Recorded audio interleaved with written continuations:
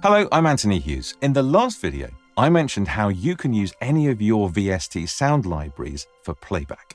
In this video, we'll be looking at how to use NotePerformer for that very job here in Dorico.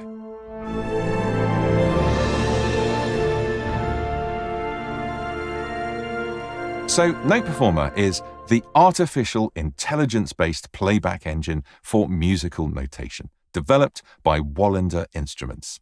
It's a separate purchase to Dorico and offers a different set of sounds and a slightly different playback experience.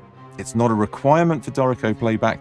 However, we know many of our users enjoy using NotePerformer, and as such, I thought a dedicated video might be helpful. If you are not currently looking to use NotePerformer with Dorico, you may wish to skip ahead to the next video. I'll put a link in the description. The NotePerformer website is clear and easy to follow for installing and setting up for use with Dorico, so it's good to have it to hand. Once you've run the NotePerformer installer, launch Dorico, and a dialog will appear indicating it has detected NotePerformer has been installed and giving you the option to set the default playback template to make use of the sounds. Let's do that. Now, any new projects that you create will use NotePerformer by default.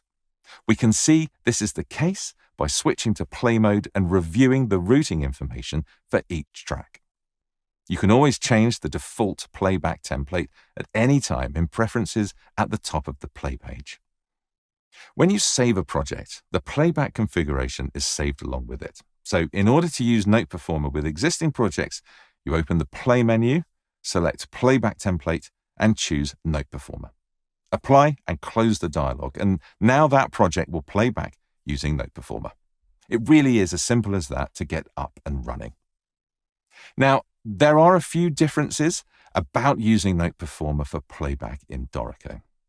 Firstly, NotePerformer has its own mixer and sends its entire audio output through the first channel of Dorico's mixer that it's using. We can see that although Dorico has created channel strips for each instrument, all the audio is coming through this first channel. So for level mixing, it's best just to leave Dorico's mixer alone and instead invoke the NotePerformer interface. Here in play mode, either from the routing section of any selected instrument that's using NotePerformer, or from the NotePerformer instance itself in the VST and MIDI panel. Click the Edit Instrument button. You can see each instrument has its own channel in the NotePerformer mixer, and you can set the level, pan, and reverb send amount to create your preferred mix.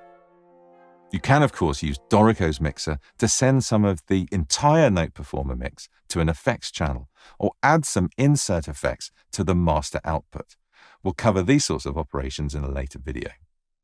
Also, note that stage and space templates don't take effect when using NotePerformer. Each instance of the NotePerformer plugin has 16 channels.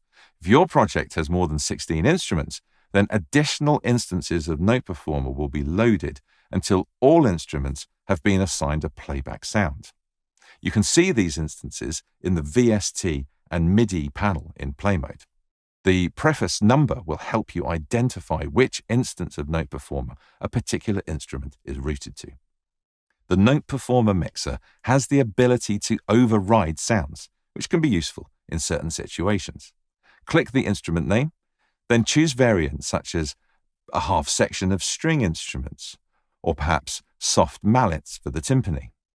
You can also choose different drum kits in this way. A more recent addition to NotePerformer is Playback Engines, optional extensions that allow you to use certain VST sample libraries you may own via NotePerformer.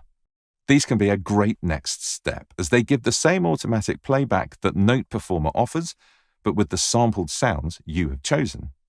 Advantages include not having to reload samples when switching projects and falling back to NotePerformer versions of instruments the library doesn't have sounds for. You use the same NotePerformer playback template in Dorico, load a separate Playback Engines application, and choose which instruments you want from each of your playback engine libraries. In the next video, we're going to look at using other third-party sound libraries and how to manually replace a sound in your project. In the meantime, I hope you found this video useful. If you have, I would really appreciate a like. Thank you so much. And subscribe to our channel to hear about more of our videos. I'm Anthony Hughes. Thanks for watching.